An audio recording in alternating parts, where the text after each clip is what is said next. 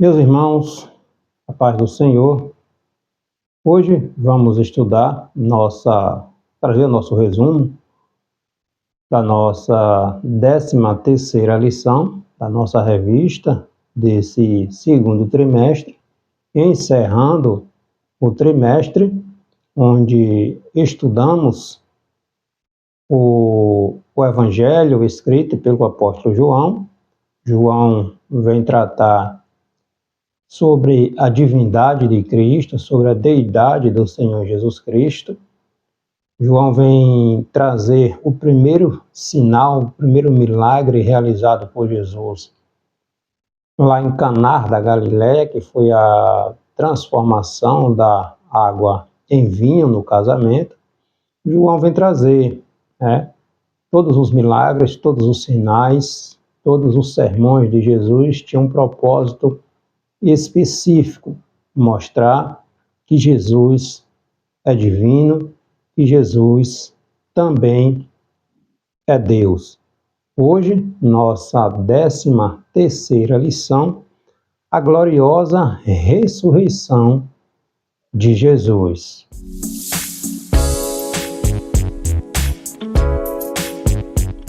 Nossos objetivos que estaremos trazendo, pontuando nesta lição: perceber que o sepulcro está vazio porque o trono está ocupado, ter a paz do Senhor no coração e aprender que só pode pastorear aquele ou quem ama. Tá? Então, nessa nossa última lição desse trimestre, nós, graças a Deus, estamos chegando ao final de um trimestre, um novo está para se iniciar, mas nós vamos finalizar aqui estudando trazendo um resumo sobre os capítulos 20 e 21 aqui do Evangelho escrito pelo apóstolo João, onde vem tratar sobre a morte, a ressurreição de Jesus, Jesus aparecendo ali para os discípulos, instruindo os discípulos e restaurando a vida e o ministério de Pedro. Tá? Então, a vida cristã, a nossa vida, nós passamos por problemas, nós passamos por dificuldades, nós passamos por momentos difíceis, assim também como aqueles discípulos. Pedro, depois que havia falado com tanta ênfase que defenderia Jesus, que se possível morreria por Cristo, mas quando a situação apertou, Pedro vai lá e nega Jesus. Negou o Senhor 3 vezes, mas Jesus vai ao encontro de Pedro. Pedro estava triste, talvez envergonhado, cabisbaixo, decepcionado por tudo aquilo que ele havia prometido, mas não cumpriu. Mas Deus conhece o meu coração, Deus conhece o teu coração, Jesus conhecia o coração de Pedro. Então, Jesus vai até Pedro e restaura o ministério, a confiança de Pedro. Tá? Quando eles estavam pescando, Jesus aparece ali na beira do lago, começa a assar um peixe e pão, e quando eles chegam, Jesus começa a conversar com Pedro. Jesus mandou que eles fossem e jogassem a rede, lançassem a rede do outro lado. Eles haviam passado a noite tentando pescar sem conseguir pegar nada. A diferença está em obedecer à voz de Jesus. Não é porque foi no lado direito ou no lado esquerdo. Eles colheram o fruto da obediência, que foi ouvir a voz do Senhor e obedecer. O que fez Saul, o primeiro rei de Israel, perder o trono? A desobediência. Desobedeceu a voz de Deus, enviada ali através do profeta Samuel, e a desobediência levou Saul a perder o trono, perder o reinado de Israel. Então, Deus quer que nós obedeçamos a sua palavra. Então, graças a esse ato de fé dos discípulos, ao lançarem a rede, quando ouviu a voz daquele homem, de Jesus, até então eles não sabiam que é Jesus, mas obedeceram e colheram, pegaram muitos peixes, tá? Então Jesus aparece para restaurar a minha vida e a tua vida. O apóstolo Paulo vai falar lá em 1 Coríntios, capítulo 15, versículo do 1 ao 3, que ele afirma que a cruz ou a morte de Jesus não foi um acidente, nem a sua ressurreição uma surpresa. Jesus morreu segundo as Escrituras, Jesus ressuscitou segundo as Escrituras. Nem eu, nem você, ninguém frustra, atrapalha os planos de Deus. Jesus morreu e ressuscitou, e a nossa vitória está na ressurreição do nosso Senhor Jesus Cristo. Então, a gloriosa ressurreição de Jesus. Nosso textuário está no capítulo 20, versículo 29. Disse-lhe Jesus: por que me viste e crestes? Bem-aventurados que não viram e creram. Verdade prática, a gloriosa ressurreição de Jesus é a garantia da nossa salvação e da sua volta para nos levar ao céu. E a nossa leitura bíblica está no capítulo 20, versículos do 11º ao 31º. Jesus ressuscita e nos deu o acesso de volta ao Pai. Quando Jesus ressuscita, o véu do templo se rasga-se de cima a baixo. Então, a separação que existia entre o homem e Deus, agora não existe mais. Se eu vou até Jesus, eu tenho acesso ao Pai através do seu Filho, o Senhor Jesus Cristo. Primeiro tópico da nossa lição: gloriosa ressurreição. Pedra removida, roubo do corpo, túmulo vazio, berço da fé. Então, uma mulher que se destaca, principalmente aqui nestes últimos capítulos aqui do Evangelho escrito por João, é Maria Madalena. Maria Madalena ela é destacada no primeiro relato da ressurreição de Jesus. No relato da ressurreição de Jesus nos quatro evangelhos. Porém, aqui no evangelho escrito por João, ela aparece sozinha, ou seja, de madrugada, ainda cedo, ainda estava escuro.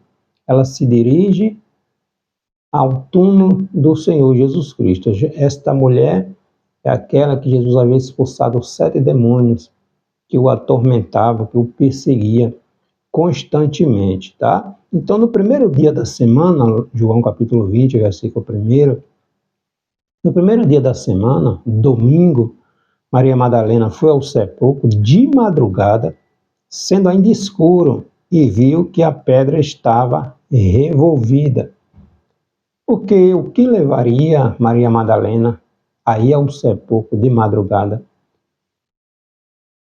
Ainda escuro, talvez sozinha, ou talvez acompanhada. João vem relatar apenas a ida dela até o sepulcro de Jesus. Primeiro que Jesus havia falado, não foi nenhuma nem duas vezes, que ele havia de ressuscitar ao terceiro dia. Então, ainda que a visão espiritual deles estivesse um pouco entenebrecida, né? Ainda que a visão espiritual deles estivesse em turvas, Maria Madalena tinha essa esperança. Então isso nos mostra que ela acreditava, que ela estava na expectativa da volta do Senhor Jesus Cristo. A pedra removida foi uma das muitas provas da ressurreição de Jesus. E o túmulo de Jesus, ele havia sido aberto por dentro, tá? Então, ela correu e foi ter com Simão Pedro. Ela chega ali onde o corpo de Jesus havia sido colocado, vê que a pedra havia sido removida do túmulo, da abertura ali onde está o corpo de Jesus. Então ela corre, vai até os discípulos, encontra Pedro e João e avisa, né, que Jesus, Então ela correu e foi ter com Simão Pedro e com outro discípulo a quem Jesus amava e disse: tiraram do sepulcro o Senhor, e não sabemos onde o puseram. Então, ela encontra logo Pedro e João. Quando ela dá a notícia, João e Pedro correm em direção ao sepulcro, onde estava ali o corpo de Jesus. João chega primeiro, porém ele não entra no túmulo. Pedro, do jeito que vem, entra, e ali eles constatam que o corpo de Jesus não estava lá. Eles compreenderam o fato glorioso da ressurreição de Jesus. Porém, eles pensavam que o corpo tinha sido roubado. Então, aqui no capítulo 20, versículo 3, a seguir, então Simão Pedro, seguindo-o, chegou e entrou no sepulcro. Ele também viu os lençóis e o lenço que estivera sobre a cabeça de Jesus, e que não estava com os lençóis, mas deixado em um outro lugar à parte. Então Pedro e João correm, chega no sepulcro, né? João se esquiva um pouco, mas Pedro, do jeito que vem, entra. Eles observam que o túmulo está vazio, que Jesus não estava lá. Eles voltam para se encontrarem com os demais discípulos. Porém, o que é interessante aqui em Maria Madalena é que ela não se contenta simplesmente em ter a esperança de que Jesus houvera ressuscitado. Ela quer uma prova maior. Então, enquanto os discípulos, Pedro e João, voltam para se encontrar com os demais discípulos, Maria Madalena permanece na entrada do sepulcro. Não bastava apenas ver as evidências da ressurreição, ela queria ver o próprio Jesus. Então, sua fé na ressurreição de Jesus não era uma apenas ilusão, era verdadeira. Jesus, ela entra no templo, no sepulcro ali novamente, onde observa dois varões, dois anjos, um sentado ali ao pé, onde estava o corpo de Jesus, outro à cabeceira, e ela pergunta pelo seu Senhor. Enquanto ela pergunta, Jesus aparece, ela não o reconhece, ela pensando que fosse o zelador, o jardineiro, e ela pergunta onde colocaram o Senhor, o corpo do Senhor, que aquele jardineiro falasse, ela ia buscar. É nesse momento que Jesus aparece e diz: Maria. Jesus aparece e ordena que ela vá, Jesus manda que ela vá até os discípulos, né, dizer que ele haveria de encontrar com eles mais tarde. Então, a fé desta mulher, a convicção da fé desta mulher, levou ela a ser a primeira a encontrar-se com Jesus, a ver Jesus, após Jesus ressuscitar. Segundo o tópico da lição, paz seja convosco. As portas trancadas, a visita surpresa, o propósito do livro de João. Então, Jesus ressuscitou no domingo, logo pela manhã, e aparece aos discípulos domingo pela tarde. Eles estão trancados ali no cenáculo, né, numa casa, com medo do que poderia acontecer com eles, haja vista que eles andavam, eram seguidores, discípulos de Jesus, o mestre ao qual haviam sido crucificados, e era notório, né? Era evidente que eles estivessem com medo de serem presos também e sofressem na mão dos assassinos do Senhor Jesus Cristo. Então, João capítulo 20, versículo 19 a 23, a partir do 19, ao cair da tarde daquele dia, primeiro dia da semana, trancado as portas da casa onde estavam, os discípulos, com medo dos judeus, veio Jesus, pôs-se no meio deles e disse: paz seja convosco. Então, os discípulos estavam de portas trancadas, imaginem a surpresa, com medo dos judeus. Antes do Pentecoste, lá em Atos, capítulo 2, os discípulos estavam escondidos atrás das portas, trancadas por causa do medo dos judeus.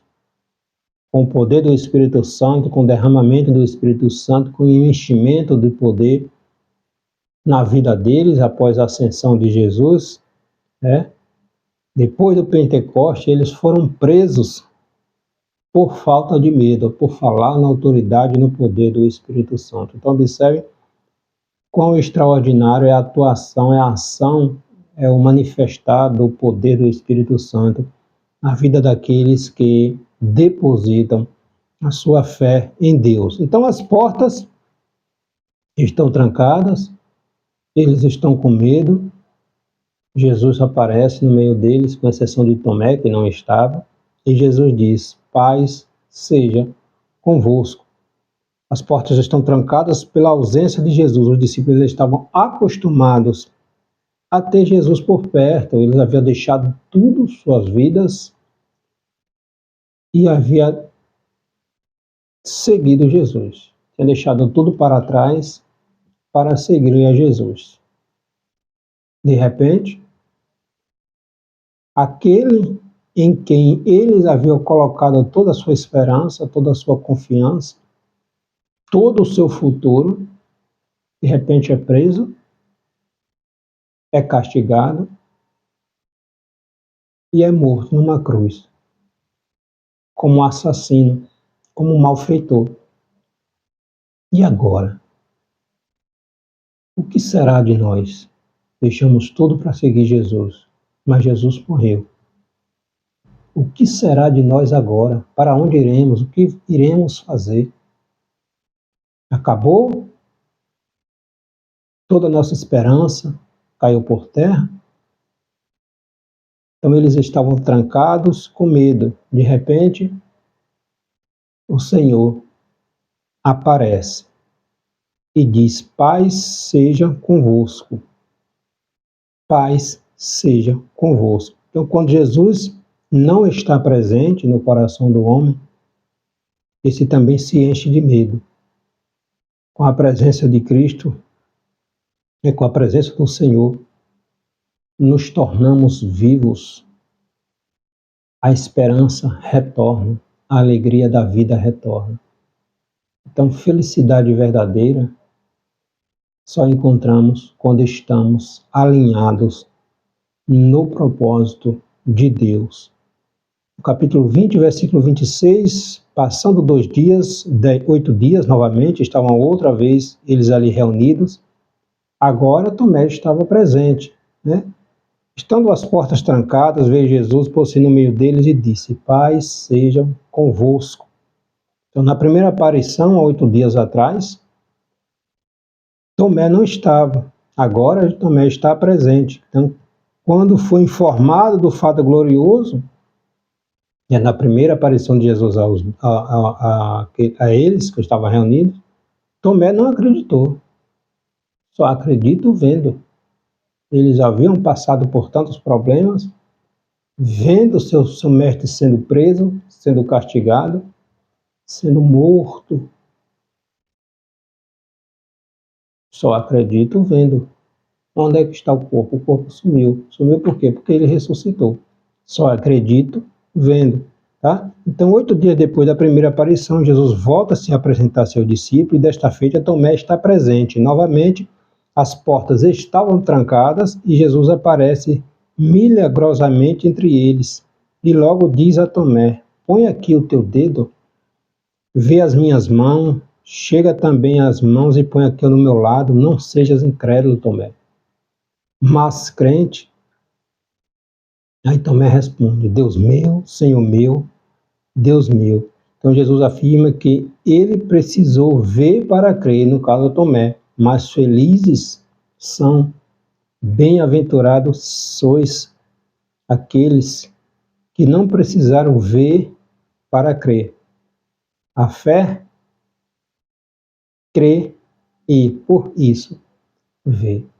A fé é a certeza, como vai dizer o escritor aos Hebreus, capítulo 11, a certeza daquilo que não estou vendo. É ter certeza. Então, Tomé foi repreendido pelo Senhor Jesus Cristo por causa da sua incredulidade. No capítulo 20, versículo 30 a 31, João diz, na verdade, Jesus fez diante dos discípulos muitos outros sinais que não estão escritos neste livro. Estes, porém, foram registrados para que creiais que Jesus é o Cristo, o Filho de Deus, e para que, crendo, tenhais vida eterna.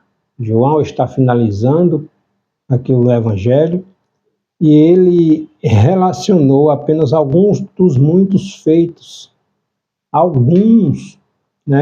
dos muitos feitos para testar a verdade incontroversa de que Cristo verdadeiramente era o Filho de Deus. João deixa claro também que o propósito do Evangelho, capítulo 20, versículo 31, é apresentar Jesus como Cristo, o Messias, o Filho de Deus, e que a vida eterna é uma oferta dada a todos aqueles que creem em seu nome.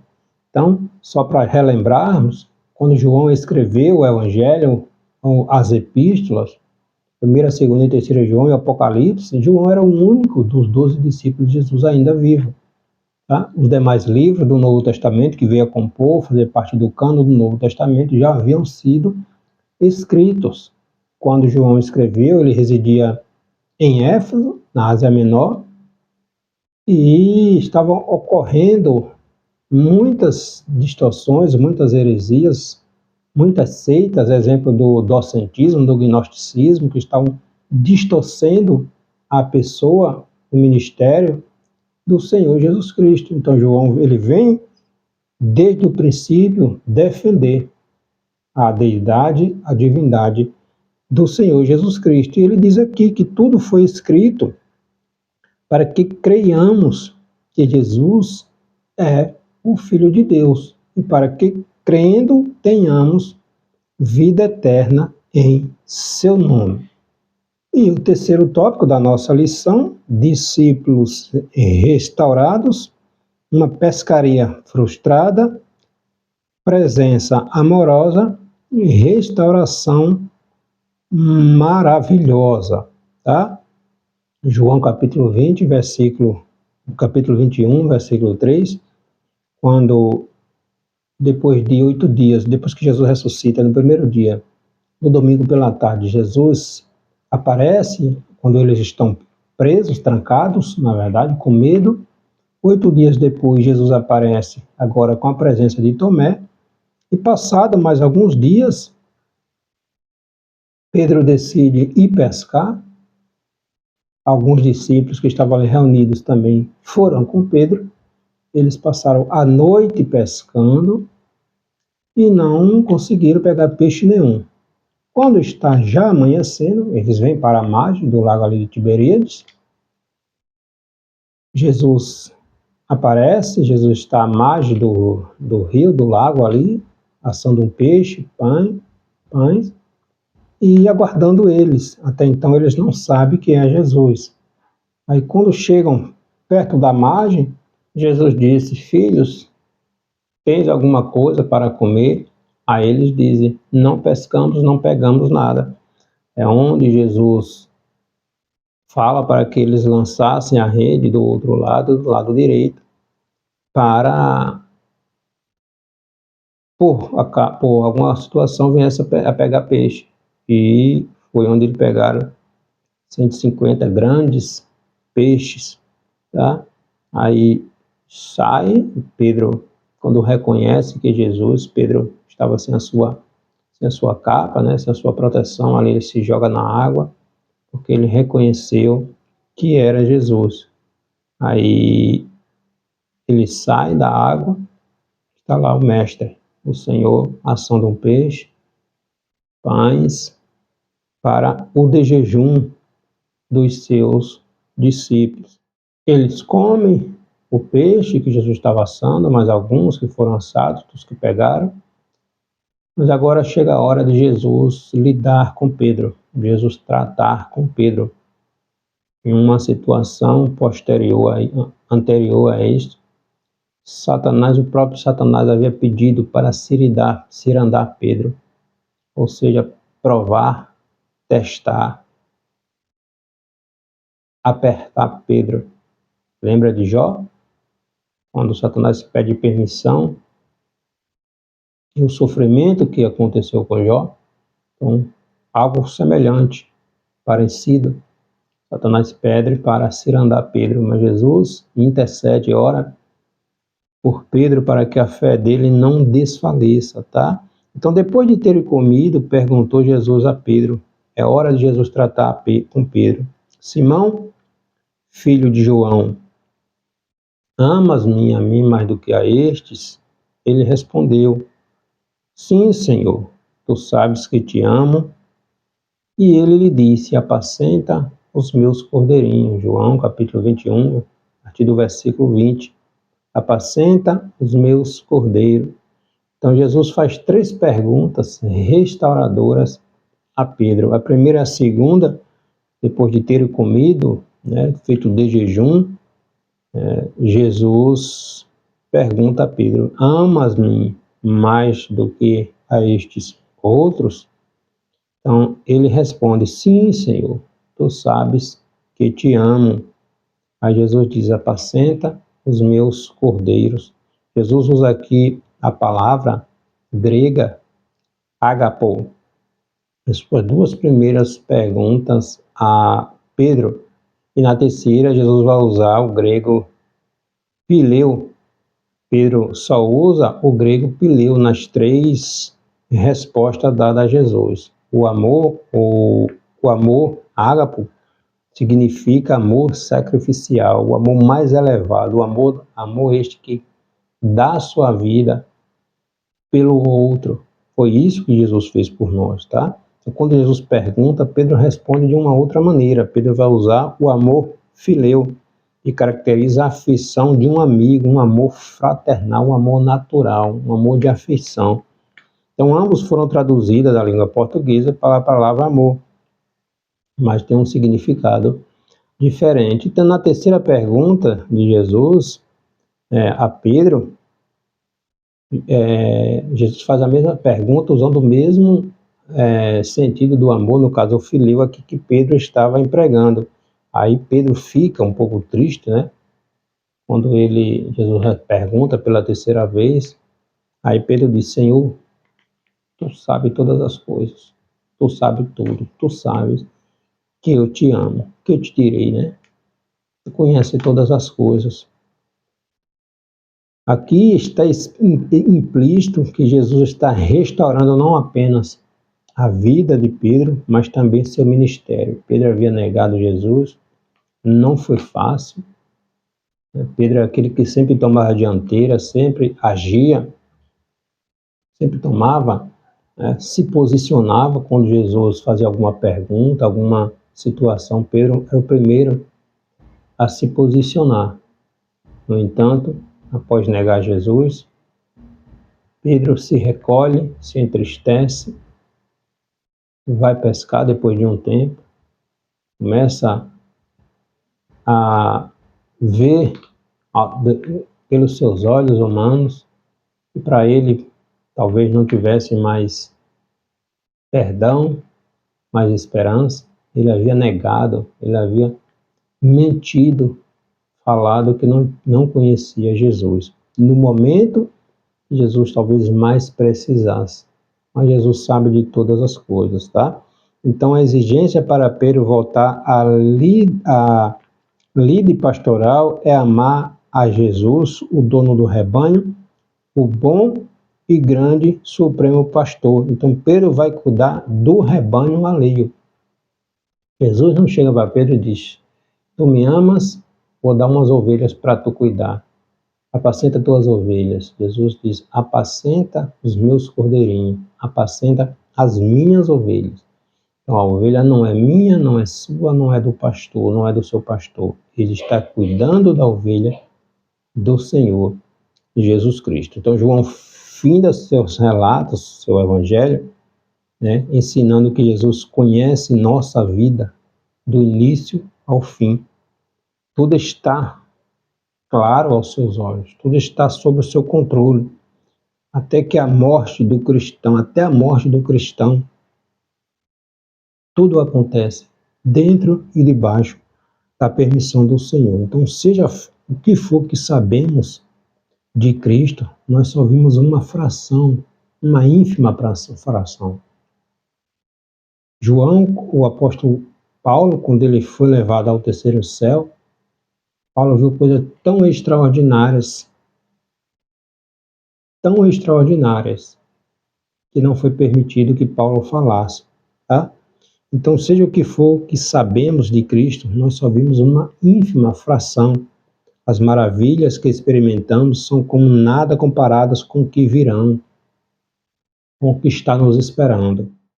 João termina o seu evangelho com as vitórias inumeráveis, o poder ilimitado e a graça sem fim de Jesus derramada sobre aqueles que o aceitam como Senhor e Salvador, Jesus Cristo. Então, o Evangelho de João, 7 milagres, 7 sinais, 7 sermões, muitos registrados apenas aqui no Evangelho escrito pelo apóstolo João. Capítulo 3 tem Jesus conversando com Nicodemos, dizendo que é necessário nascer de novo. Jesus é o caminho, Jesus é a verdade, Jesus é a vida, Jesus é a porta. Jesus é aquele que nos dá acesso a Deus.